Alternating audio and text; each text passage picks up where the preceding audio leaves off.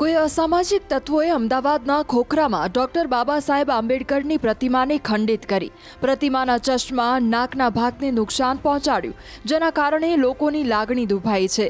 આરોપીઓને તાત્કાલિક પકડીને વરઘોડું કાઢવાની માંગ સાથે સેંકડો આંબેડકરવાદી લોકો રસ્તા પર ઉતર્યા છે। સોમવાર બાદ મંગળવારે પણ ધરણા યોજવામાં આવ્યા, સૂત્રોચ્ચાર થયો અને આરોપીઓને ઝડપથી પકડીને વરઘોડું કાઢવાની માંગ કરાઈ।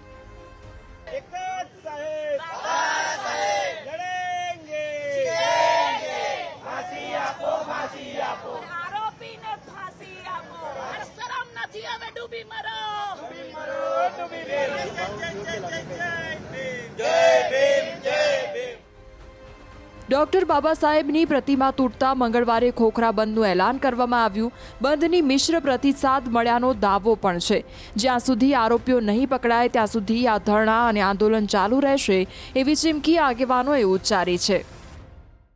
ગઈકાલે અસામાજિક તત્વો દ્વારા પરમ પૂજ્ય ડૉક્ટર બાબા સાહેબની પ્રતિમાને ખંડિત કરવામાં આવી હતી। સ્થાનિક આગેવાનોએ લોકોને, સમાજના દરેક લોકોને જાણ કરતા સમાજના દરેક સંગઠનના લોકો અહીંયા આવ્યા।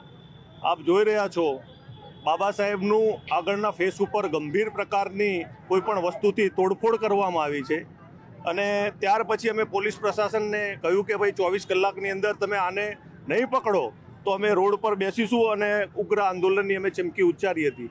એ ઘટનાને આજે 24 કલાક વીતી ગયા છે પણ અમને કોઈ સંતોષકારક જવાબ મળ્યો નથી।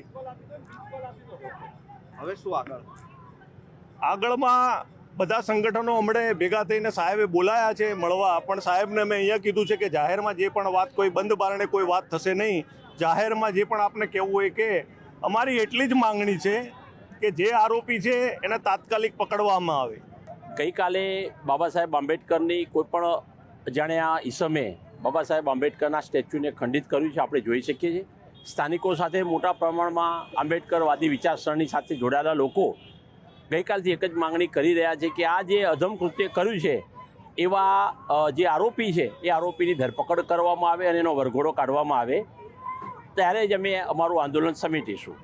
પોલીસ પ્રશાસન રાત્રે રોડ ઉપર કોઈ અગત્યના કામથી નીકળનાર માણસને કે હોસ્પિટલ જનારા માણસને જો કોમ્બિંગ કરીને પકડતા હોય તો આ ગુનેગારોને કેમ નથી પકડી શકતા? આ વિસ્તારમાં આટલા દારૂના અડ્ડા ચાલતા હોય, આ વિસ્તારમાં આટલું બધું ભયંકર ગુનાહી કૃત્યો ચાલતા હોય, એસપી, ડીએસપી, અહીંના 3-3, 4-4 વોર્ડના પીઆઈઓ આ બધા હોવા છતાં જો આવા કૃત્યો થતા હોય તો પોલીસ રાત્રે શું કરે છે?